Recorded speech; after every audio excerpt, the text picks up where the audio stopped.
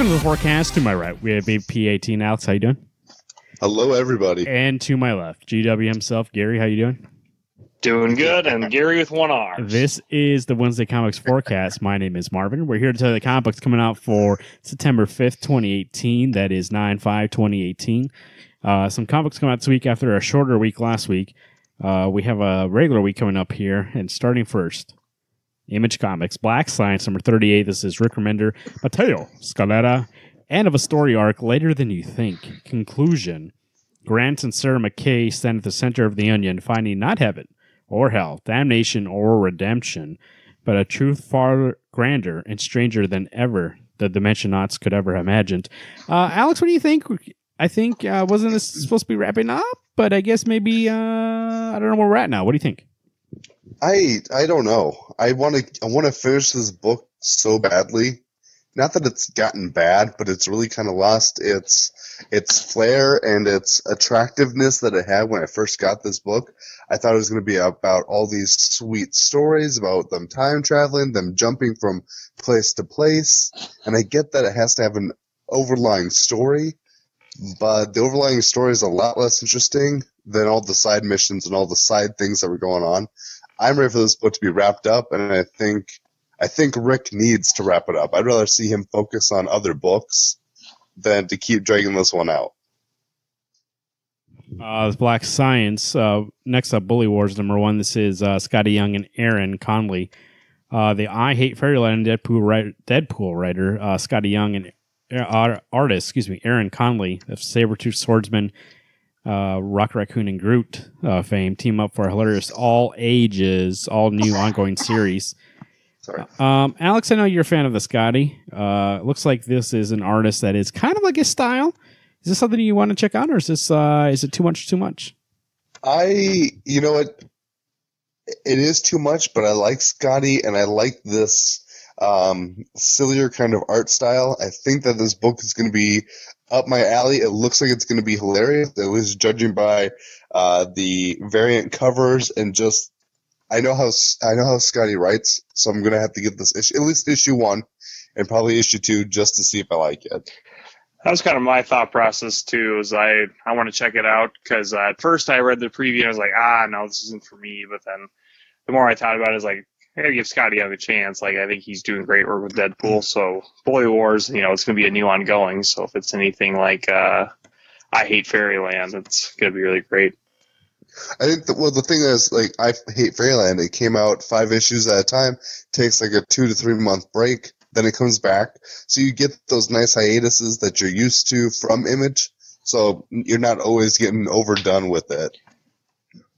Dead Hand number 6. This is Kyle Higgins and Stephen Mooney. Cold War Relics Part 6. How will the world end? Garrett, I have a couple questions here. First off, I know we are enjoying this, so how do you expect it to end? Is it going to satisfy your needs? But also, it says here, end of story arc. I know this at one point was only 6 issues. The last time we reviewed this, I looked it up, and it was only solicited for 6 issues. But do you think end of story arc means it's going to be more issues, right? Yep, that makes sense. So to answer your first question, I think if you don't know who Roger is by this point, spoilers, but I think that they're going to do something to stop Roger from setting off all the nukes. But then there will be some back program that will probably still set off some bombs or be the next potential threat for the next storyline. So I really I can't remember the daughter's name from last issue. Yes, she was awesome. So I'm excited for this issue. But yeah, who knows what's going to happen? There are lots in the air. I'm kind of just, if it is an ongoing book, or at least another 6 issues, that's great and kind of exciting. But I was also really pumped that it was only going to be a 6-issue mini run, a full contained story, and I was like, oh, hell yeah. Now I'm a little sad that I'll still end up wanting to spend more money to get more story. Leviathan 2, this is John Layman and Nick Patera. Till Death Do Us Part 2. Alex and I were hearing from you guys to review that. You enjoyed this, right? But Garrett wasn't too hot in it. Are you looking to check out issue 2? I believe I'm going to get. I know I'm going to get issue 2. I doubt Garrett will. I don't think he liked it more as much as I enjoyed it. So we'll be setting this one out. I will probably give it at least this first arc to see how it goes. I think a part is that I know John Layman can write a good book and that he has funny notes to put in there. You know that Poyo's going to show up at some point in time, either as an Easter egg or who knows, maybe this will take place in the same universe as Chew. So I'm hopeful for this book, but I'm also willing to cut it if it's not going anywhere fast enough. Paper Girls number 24 says Brian K. Vaughan and Cliff Chang. Trapped in a deadly future, can Mac find a cure for what one day kill her? It's only Brian K. Vaughan we're getting these days. I know Garrett's Paper Girls for You was kind of spinning wheels. What do you think? Not lately. Well, that's what I'm saying. For a while, it was spinning wheels, and now we're up to issue 24, and we're enjoying it. So how do we think about 24? I'm very excited for it. I think it's hit this stride where you can finally enjoy it and not be confused as crap of where you are. Wasn't there a press release that this book was ending at some point here coming up? No, I don't remember seeing that. Okay. But anyways, seeing that this issue is about Mac, I think it's going to be really intense, especially when she's hooked up to like an oxygen tube and things like that. So I think, her biggest fear is dying of what was going to be her death, and it might change. So excited to see how that affects all the characters and what's going on for her going forward. I think it's very possible that I hear Alex dying at the same thing in the background right now. Is that true, Alex? Yep. Okay. I think maybe, Gary, you're confused. East to West, they just announced was ending soon after the third year. Unnatural 3 of 12. This is Makira Dolfo writing and drawing. Alex, you were getting this series. How is it with issue 3? Issue 1 I thought was really good. Issue 2, the story is great. Issue 2 is a little more political and a little more wordy than I was expecting. But I think I'm going to really enjoy this book. It's not nearly as dirty as I was expecting, which is great. I just want a good story. Hard to describe when you guys aren't reading it without giving too much away to anybody, but it's an interesting book. You got these animal people who are pretty much forced to marry within their own species, and our main character has dreams about a wolf, and she's a pig, an actual pig. There we go. Here we go. Dark Horse Comics. I want to bring this one up here. War Bears number 1.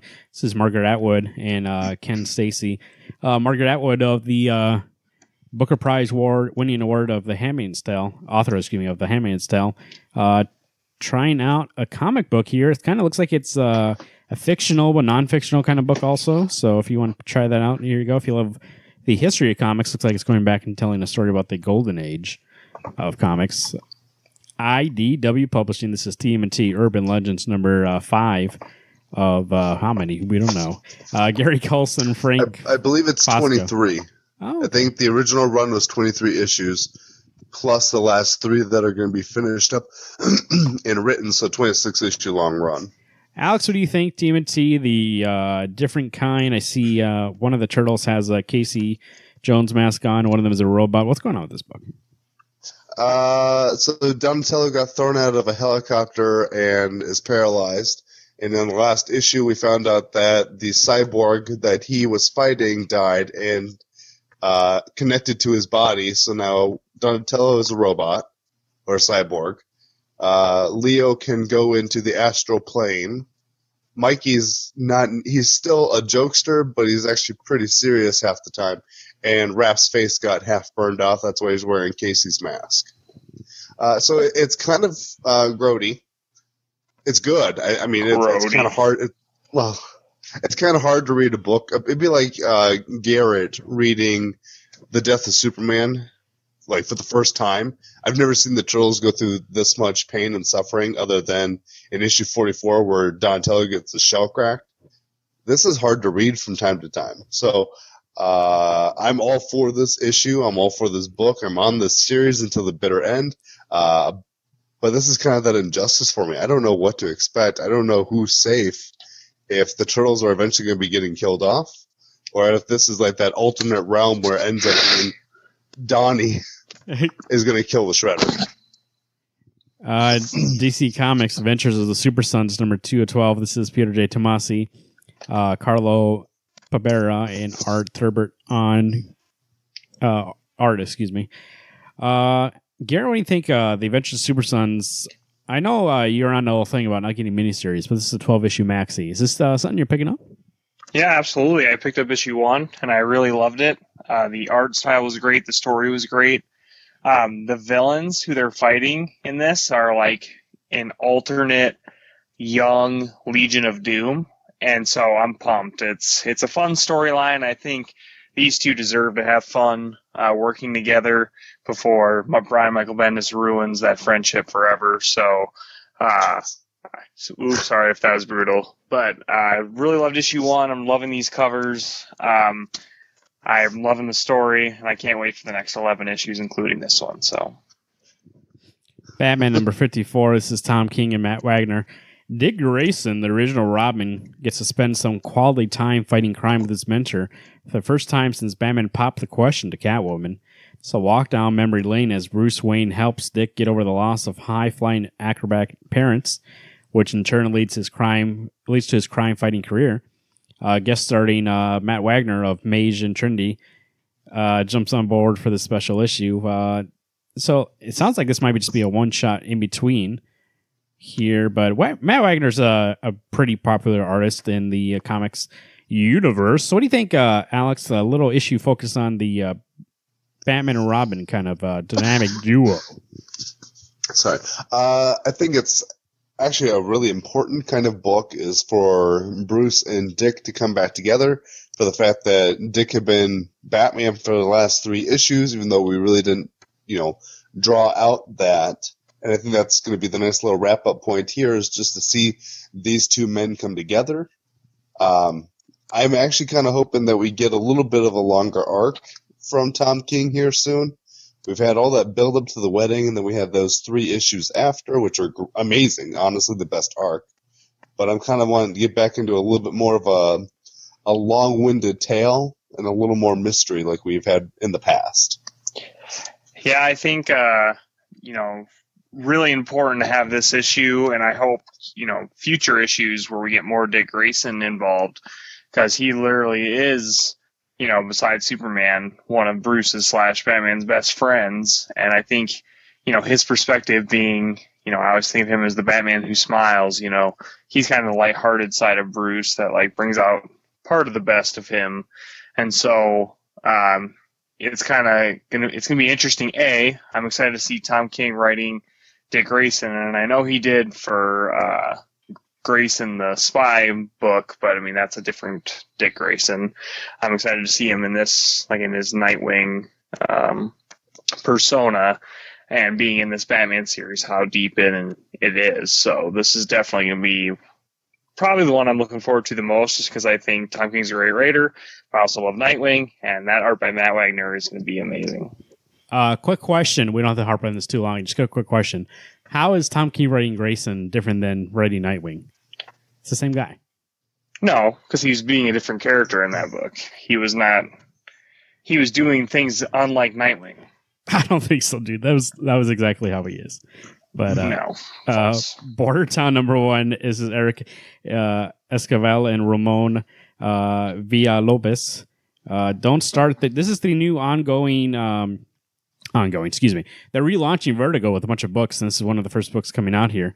So when a crack in the border between worlds releases an army of monsters from the Mexican folklore, the residents of Devil's Fork, Arizona, blames the ensuing weirdness, the shared nightmares, and the otherworldly radio transmissions, the mysterious mutations on god-dang illegals.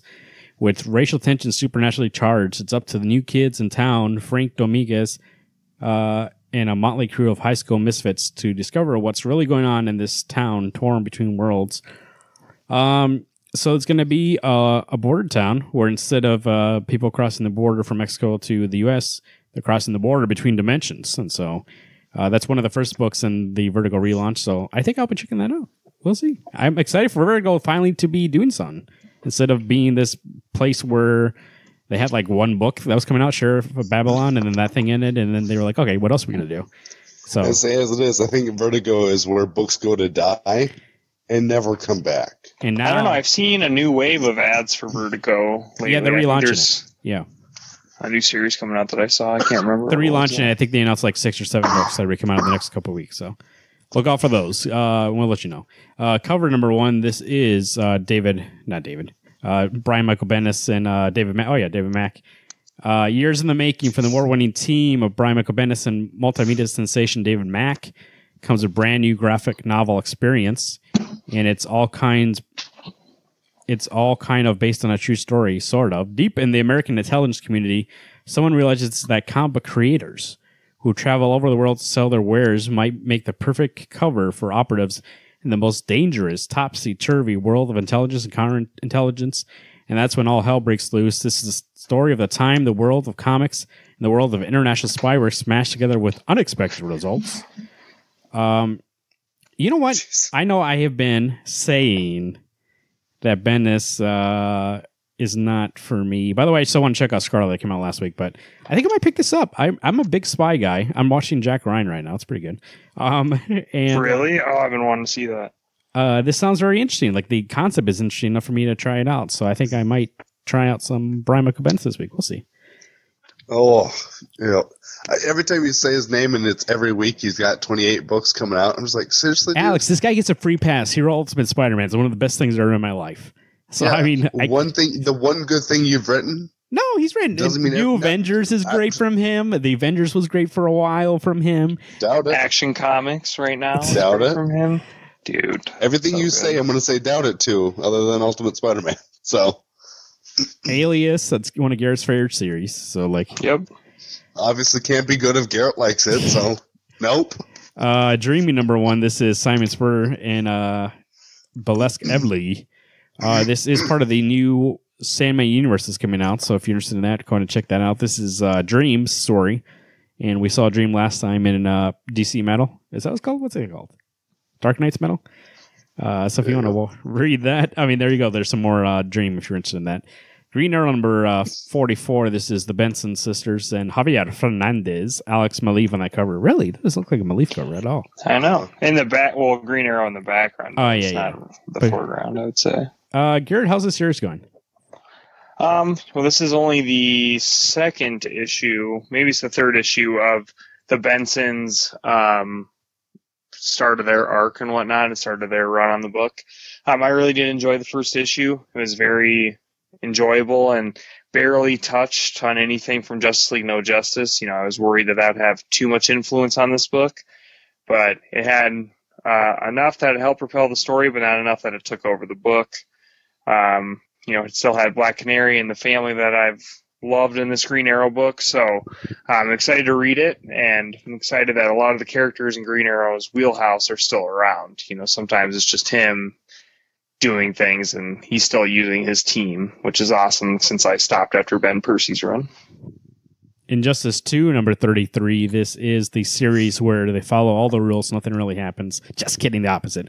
Starro in this book. So if you're interested for Starro, there you go. Look at that eye. He's coming at you. We will actually do an actual mini review of it when the last issue's coming out, which is Oh, it's very ending. They announced it's ending, right? soon. Yep. So So it should be December, I think.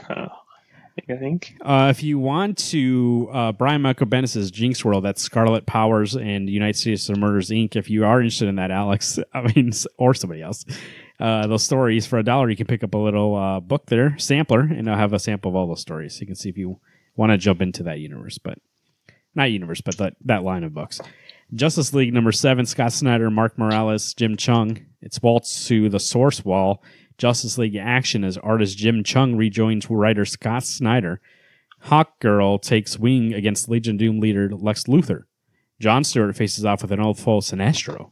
The Flash must run down the still force-empowered Gorilla Grodd, and Wonder Woman tackles the tag team of Black Manta and Cheetah underwater, no less. Alex, you still reading the series, and how's it going?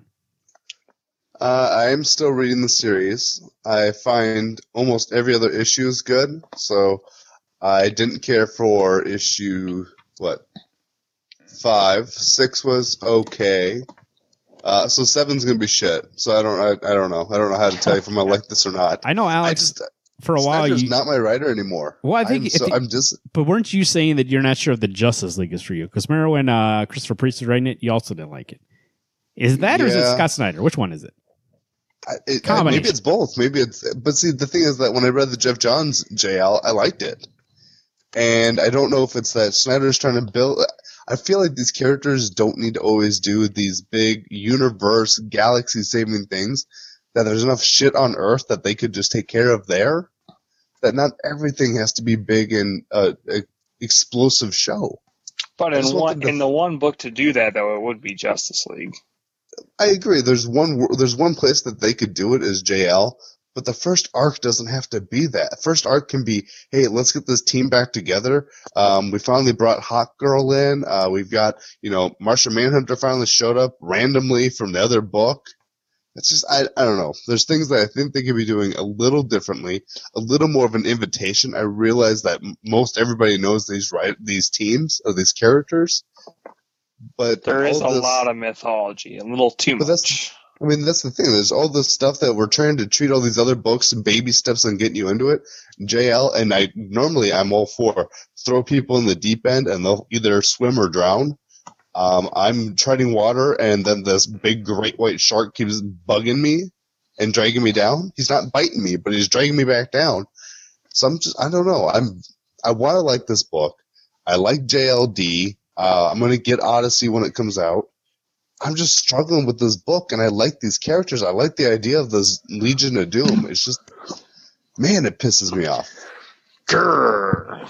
Yeah, was that not clear? For the record, I never originally I had this on my poll and never got it, so I haven't got up still. So I'm not. I'm not. I'm still. Garrett, what do you think? I agree with you to an extent. I do think it is very, very wordy, and they're just trying to throw in a lot of new mythology to build up the epicness of this book. But I feel like that's not what this team should be about. You need to have some of that, world building and threat building and all that, so they have something to actually fight. But I don't think every single moment needs to be Scott Snyder creating this soliloquy about a doorknob. Basically. I think we needed Justice League without that. We needed Justice League without the Trinity. That way they can focus on these things. Because when you bring the Trinity in, then you have to bring in the big stuff. Otherwise, what are they going to do? Of course, Superman and Wonder Woman combined with Batman as their strategist. Of course, they're going to take down these big things. I think you just need to take them out of the book. And that's what makes Justice League, if you ever watch Justice League Unlimited, great. It's because they're not always in that team. There are so many people who could be part of that team. It's dude, have them. And that's why I'm excited for Justice League Odyssey and Justice League Dark I like so much, is because you have that team, but you don't have the three in there that are always going to make things a little bit more boring. I mean, you have to make it a huge threat. Otherwise, those three, what are they going to do? They're going to sit around and wait while, the Riddler takes over Gotham? No, Superman's going to go in 2 seconds and take him out. I think it's more, there's just this long scenic route about trying to figure out what Lex Luthor's plan is. And there's so much information around it that you're so what am I reading now? Why do I care about Lex Luthor wanting this doorknob that's evil? I don't get it. So I think it's just very, very thick with information, and that's kind of boring in a sense. Well, excuse me. I think that's part of it, is that we always have these great artists on this Justice League book. Let them do the storytelling. You don't need to let those actions speak more than the words, because they're going to show me, hey, look what's happening. That's what I want to see. I don't need to read let me spell it out for you as Batman gets beat up. Okay, I can see he's getting punched in the face. Nightwing number 48. This is Ben Percy and Aman K. Well, yeah, I got to go on now. Aman K. Nahupan. Suddenly Silencer. Garrett, you going to go back and get that Silencer series? It's tying in. Here you go. Nope. What do you think about Nightwing? Ben Percy's. I've really been liking Ben Percy's run on Nightwing. I haven't got to read the annual of all annuals, which was Ben Percy and Otto Schmidt from last week. But I am excited to read this issue too. I think, there is a new wave for at least Batman side characters like Batgirl and Nightwing. There's some really fresh, fun, creative teams that are taking them in different directions than we've seen before. And Nightwing's still one that I look forward to reading. I'm just a big fan of Ben Percy, so I definitely excited for that book. United States versus Murder Inc. #1 of 6 is Brian Michael Bendis, Michael Owing. From the Eisner War winning creators of powers comes a crime-infused blast of alternate history. Years ago, the 5 families of organized crime had such a stranglehold over the American public that the United States government found itself forced to give up part of the country or lose all of it. Now the unrest between America and the families has come to a boil. A war is about to come, a war no one really is ready for. Newly made man Valentine Gallo and mob hitwoman Jagger Rose found themselves torn over which side of the war they want to be on. United States of Murder Inc. #1 was voted the best single issue of the year by IGN. 2 things about this here. One, I've always been interested in this series, but I don't like Owing's art. That's why I can't get into Powers. That's just not my style. It doesn't look bad. It's just not my style. I can't read that book. It does sound interesting, but I do find it interesting that they're using the last series to hype up this one. I don't think that other one went that many issues. It was like 3 issues. And now they're kind of relaunching it now that he has his Jinx World over at DC. Is anybody else interested to check this out? Nope, no interest. Oh, okay. I might. I mean, I don't like that style of art, but I like that story enough that I might check it out. Who knows? Marvel Comics. Here we go. Marvel Comics. Asgardians of the Galaxy #1. This is Colin Bunn and Matteo Lolio #1. Just wanted to bring this up because it's a new book. And it has on the team everybody's favorite from Thor #1. That is the Destroyer. So there you go. If you want to check that out, he's on the team. It's kind of weird that he's on the team, but oh wait. Astonishing X-Men #15. This is Matthew Rosenberg and Greg Land. Alex, how is Astonishing X-Men going? I love it. I haven't read the annual, so I think I'm 1 issue behind. But I love this book. I got those first 12 issues. They were fine. But ever since the new writer's been on it, this book has been even better. And so if you want an X-Men book, Marvin, this is the book to get on. It's got Beast, it's got Colossus, it's got Havoc, Dazzler. It's got some of your lesser known X-Men, but this team actually feels like a team. Well, once they get actually into a team, they'll be more of a team. It's weird. They're not a team yet, but they're working on it. Avengers #7. This is Jason Aaron and Sarah Pichelli. Jeff Shaw on the covers. Just wanted to bring it up because we have Sarah Pichelli on the art now. And we have back to that 1000 BC or 1 million BC story. It is coming back in this issue. So if you read that back in the day, here it is. We're back to that part. So Captain America #3. This is Ta-Nehisi Coates and Lionel Francis Yu.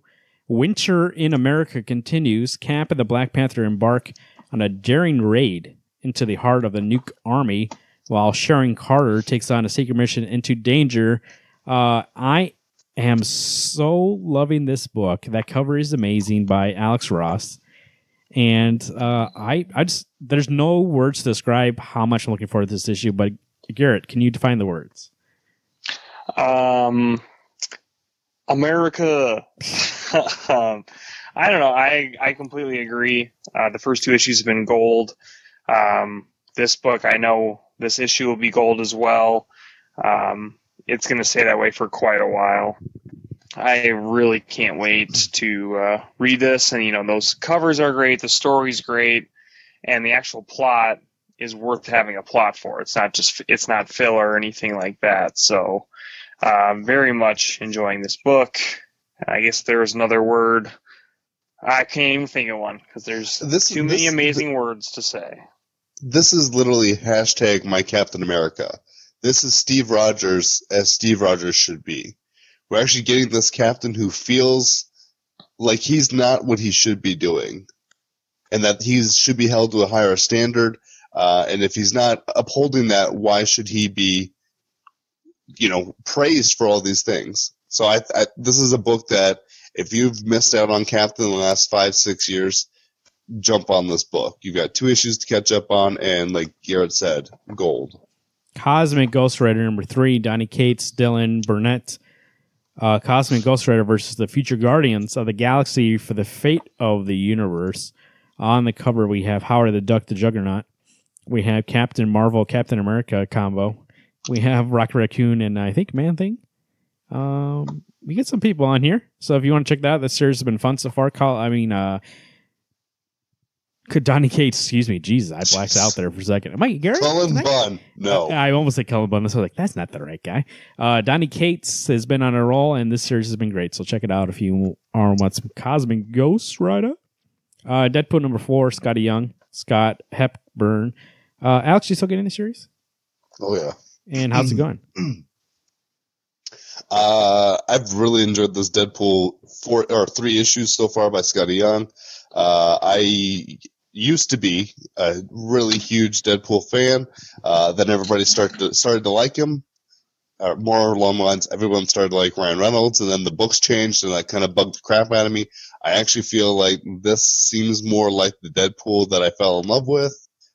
So by all means, Scotty, keep writing them the way you are. Yeah, I do like Deadpool also. I think it's, that's why I'm going to give that Bully Wars a chance, because I think he's a very comical writer. And, for Deadpool, I think he has a good combination of Deadpool being a badass, but also being very jokey. And I think that's what you need to do to get Deadpool right. I just wanted to bring this up because we talked about Donny Cates a second ago. I did hear that this series was actually pretty good. Death and Inhumans. We have number 3 or 5 coming out tomorrow. So if you... I told you it was good. Oh, you told me. That's where I heard of that. I was like, somebody told me this is good. Who was that? My own co-host here. So I am actually... Do I go back and read that, Alex? Is it really that good? I liked it. I thought actually it was a blind buy for me because I could have given 2 craps about the Inhumans. I still have to read that X-Men versus Inhumans book. That's what I mean. Our boy DC's been doing pretty good. So, but Donny Cates is such a strong writer that I couldn't not get this book, and I actually feel like the things he writes has a reason for it. He actually has a story that he's going to tell me, and I want to be a part of it. Immortal Hulk number 5. This is Al Ewing, Joe Bennett, guest starring Alpha Flight Sasquatch. Everybody tweet at John on Demand and tell him that Alpha Flight is going to be in this issue. But Garrett, Immortal Hulk, what do you think? Love Immortal Hulk. It started out as a horror book, and I think we're still pretty close to that universe. I think it's becoming more character focused at this point because obviously everyone wants more Bruce Banner Hulk mythos, so the horror aspect's kind of going away a little bit, but still I think it's very close, and the art's incredible, the story's really great. I think Joe Bennett has the style that still makes the book feel eerie, and you can definitely feel that fear from Bruce Banner of not wanting to be the Hulk anymore. So it's really good. I think it's in the same par as, not as great as Captain America, but still top 5 with Captain America being number 1. Old Man Logan, annual number 1. This is Ed Brisson, Ryan Caddy, Simone DeMoy, Hayden Sherman. Returned to the Wastelands. Before he was trapped in the Marvel Universe, Logan was trapped in a post-apocalypse of his own making, the Wastelands. But he wasn't the only killer roaming a dead world for the Punisher. It never stopped being a war zone. Plus, a tale from the war zone to Freight Castle. Alex, what do you think? Old Man Logan, annual number 1. I think this is one of those books that I'm getting kind of burnt out on. I mean, it's been good. I love Wolverine, and actually to know that the Punisher, may make an appearance, at least according to this cover.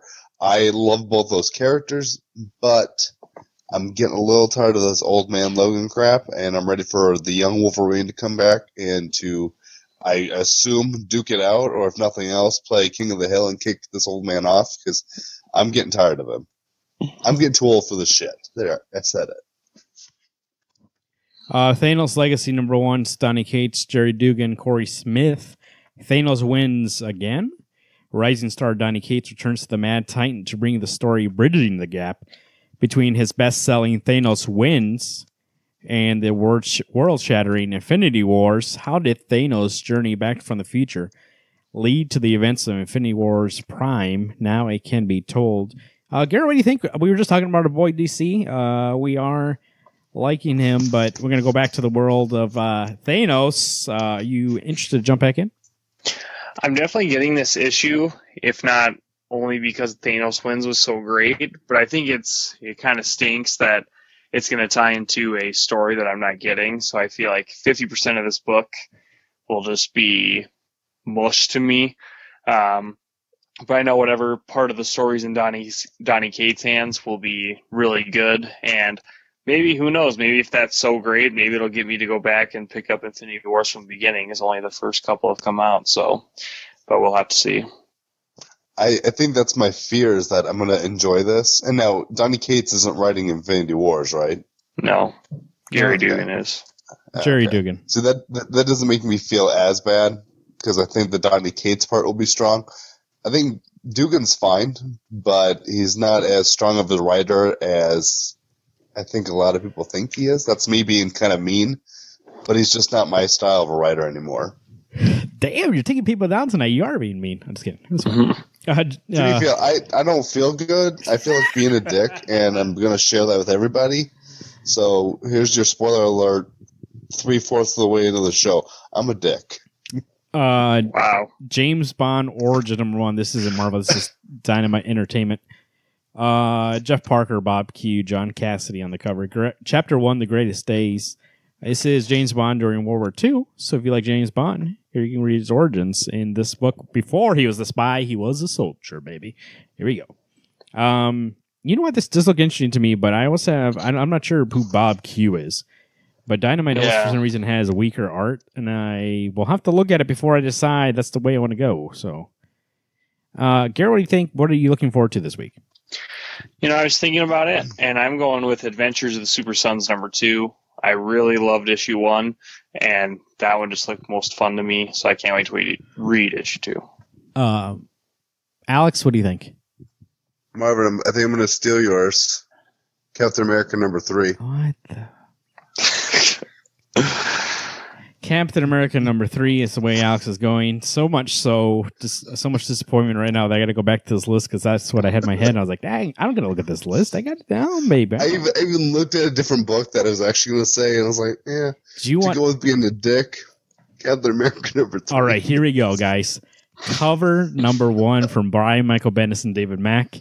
I am the most curious about that book, and so I don't anticipate it like being the pick, but it is my pick because I'm most curious about it. So I will check it out and see how it is. Like I told you, I like spy stuff. That story is a great byline.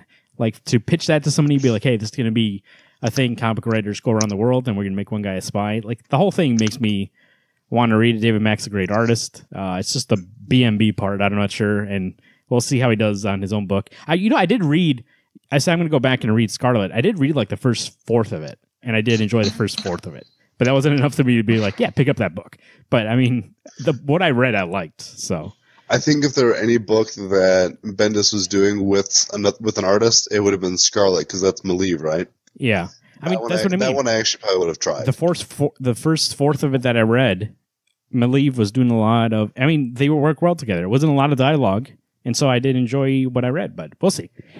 Alex, how's the weather looking out there? I mean, it's been a little hot. It's been a little cool. We're ramping up to a thing called FAWL. Well, it's called fall, people. And the trees are turning colors here pretty soon. But we are in that weird month of September where it could be hot, could be cold. Who knows?